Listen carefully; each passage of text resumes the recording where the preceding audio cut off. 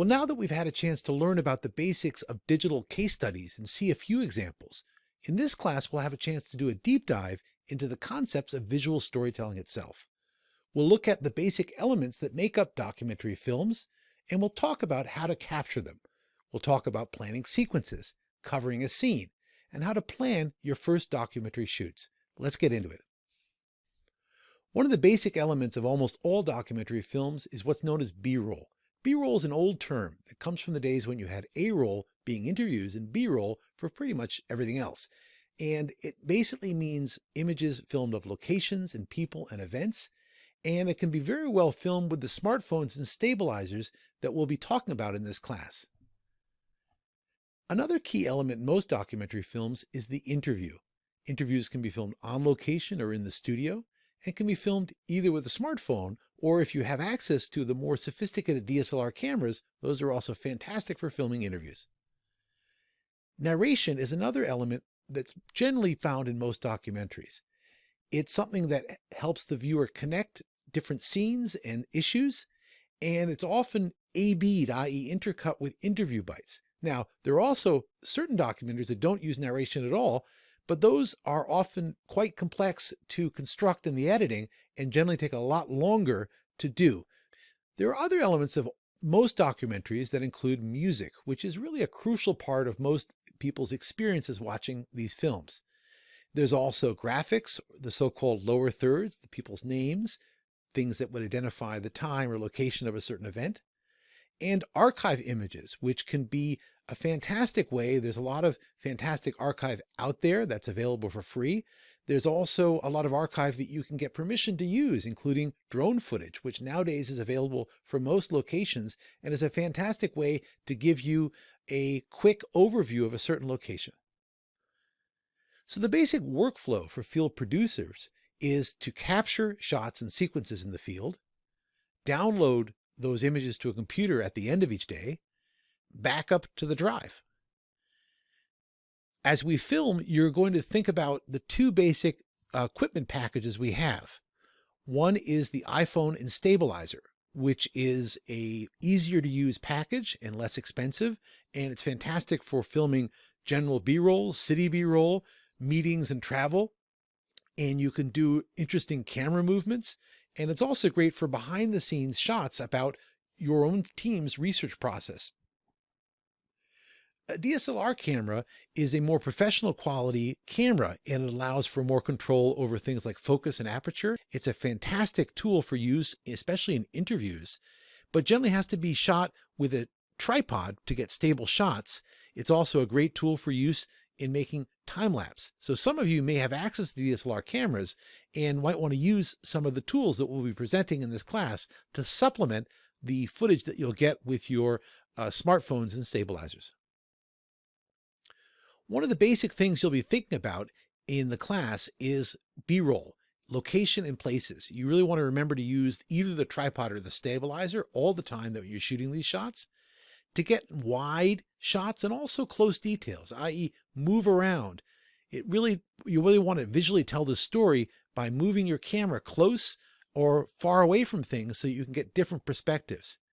And you're going to also want to shoot sequences. This is something we'll talk about a lot in the class, about how to shoot a series of different angles so they can be edited together later.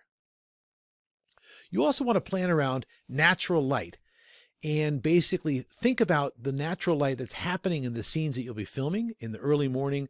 The so-called magic hour or the late of the afternoon often provides beautiful light. As a general rule, keep the sun behind you.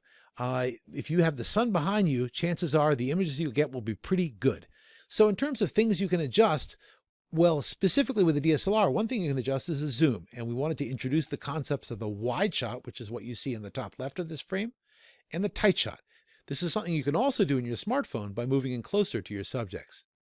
We'll also be talking a lot in this class about shooting a sequence, or what's called getting coverage. The basic idea here is when you're filming a certain scene to start with a wide shot. Then you establish what's called the imaginary line through the scene, and you plan to not cross it, i.e. you place all of your cameras on one side of the action. So now we want to give you a concrete example of what coverage means in a real scene. In this case, we're going to think about the general order of filming a sequence, starting with a wide shot, going to medium, and then tighter shots. Let's actually look at this film in action and see it as it happens. So to illustrate some of the issues that we've been talking about regarding covering a scene and using different camera angles to tell a story, we wanted to share a short segment from one of our digital cases, in this case, a digital case called Aid or Investment, filmed in the Democratic Republic of the Congo. Now we have a scene in which we introduce one of our characters. As always, we start off with a big wide shot. This is his house where he lives with his wife. And so we always start off establishing the location. Then we go into a classic situation of what's called coverage. In a situation like this, people often ask you, what should we do? Where do we sit? In this case, we suggested they sat in front of their house as they normally do. And we drew the imaginary line through the scene and put our camera angles on one side or the other of that line. As it turns out, it's a very charismatic, beautiful family. He was a former child soldier. We also interviewed him in another quiet location, but that was connected to his story. And then we continued to shoot B-roll of him. In this case, we knew that we'd done a very powerful interview with this gentleman, but we needed some other shots of him to illustrate this. So we asked him, well, what do you normally do? And he says, well, I go to a local a field where I have my plot of vegetables. So we said, well, why don't we film you going there?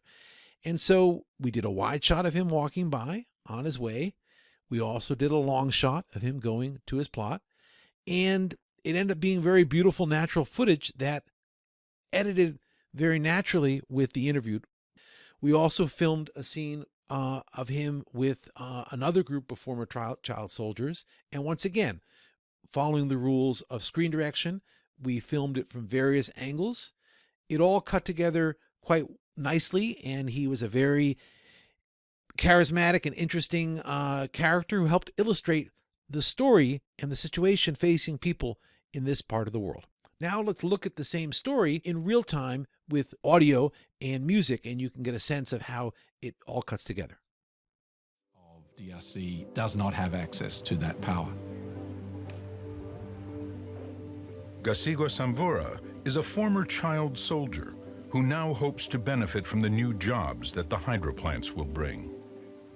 Sabafudeli balifikaka huku balianzaka kuwa na pie mimi balikuwa na masira zao bien armé avec des autos tout consort na magari na moto bingine vyote le pousser njo tukakuya saba na tukamata par force jour force au zikuwa shaisha walikuwa shamalizia kule njo kwa tukamata sasa.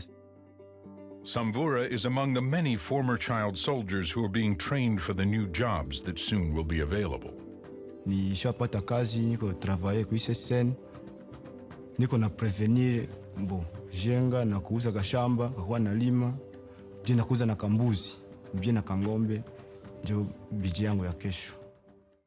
Well, we hope this general introduction to visual storytelling has been useful. Now we'll move on to our next class, which is a hands-on tutorial to introduce you to the actual gear that we'll be using.